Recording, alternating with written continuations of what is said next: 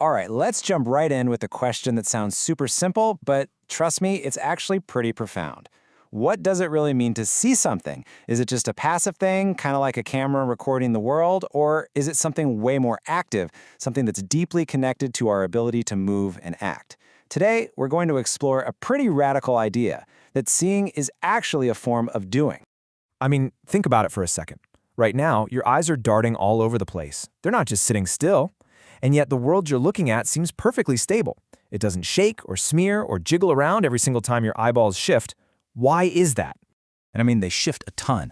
Our eyes make these incredibly fast, kind of jerky movements. They're called saccadades, about 3 times every single second. 3 times a second, the image of the world is just whipping across your retinas. And yet, you experience this perfectly stable reality. That is a genuine mystery. So yeah, there's actually a name for this whole shaky mystery. Scientists and philosophers call it visual direction constancy.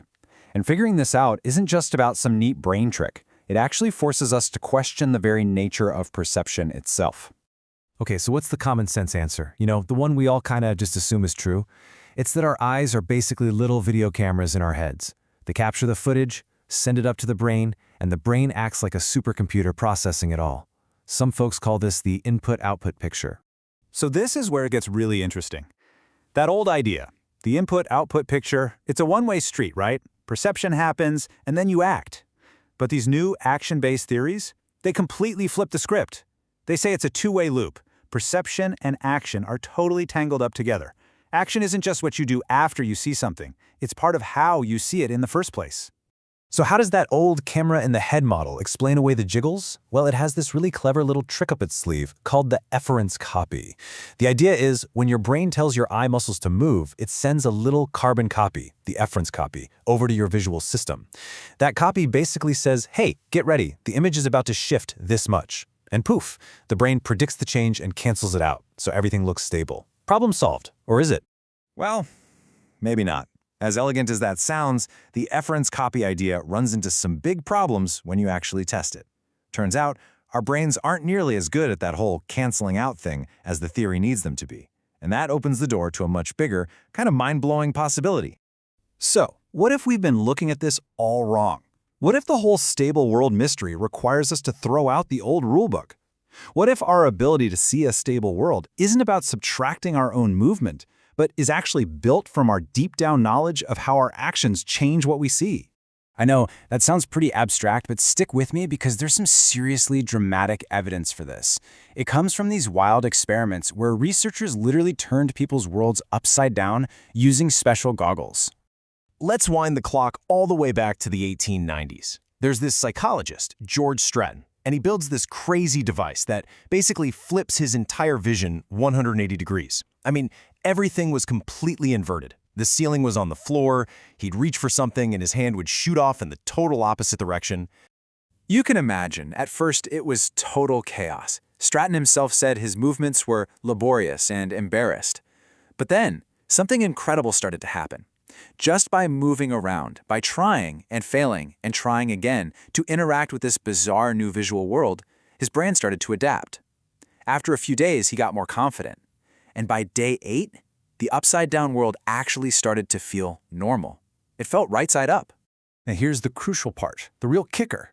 His brain didn't just, digitally flip the image back over. No. What happened was his sense of his own body, his sense of touch where his limbs were, it all recalibrated to match the new visuals. He literally learned to feel his body where his eyes told him it was. His brain rewired the entire connection between seeing and doing. And this just perfectly gets to the core of it. Decades later, in the 1960s, a guy named Richard Held confirmed it. People who actively walked around wearing these reality-bending prism goggles, they adapted.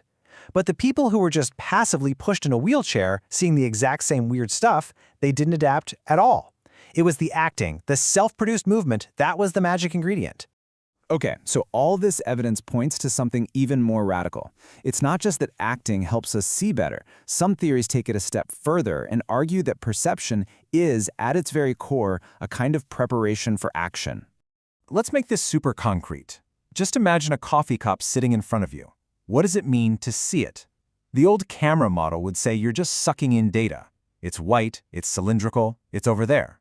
But what if that's not even half the story? Well, according to something called the bold readiness theory, seeing that cup is your brain mighting up with all the things you could do with it. You're ready to grab the handle, you're ready to feel how warm it is, you're ready to lift it to your lips, and you're ready to not knock it over. Seeing isn't just passive data collection, it's your body getting ready to interact with the world. There's an even more refined version of this called disposition theory. It says that our entire sense of space, up, down, near, far, it only gets its meaning from all the ways we could possibly act.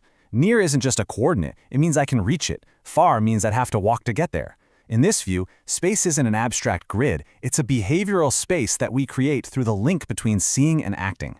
So what's the big deal? Why should you care about any of this philosophical stuff? Well, because it totally changes how we think about our own relationship with the world around us. Here's the big takeaway. Seeing isn't something that just happens to you. It's not like you're just watching a movie of reality. It's an active skill, something you're constantly doing, every single moment you're awake. Think about it like learning to ride a bike. You spent your whole life mastering this incredible dance between what you see and what you do. You don't just see the world, you actively achieve it. And that leaves us with one last, truly mind-bending question to chew on. If our perception, our reality, is built on the foundation of our specific human bodies and the way we can move, what is reality like for something else? What kind of world does an octopus with 8 arms experience? Or a bee that can see an ultraviolet light? Or what about an AI with no body at all? Maybe they're not just seeing our world differently. Maybe they're living in a completely different world altogether.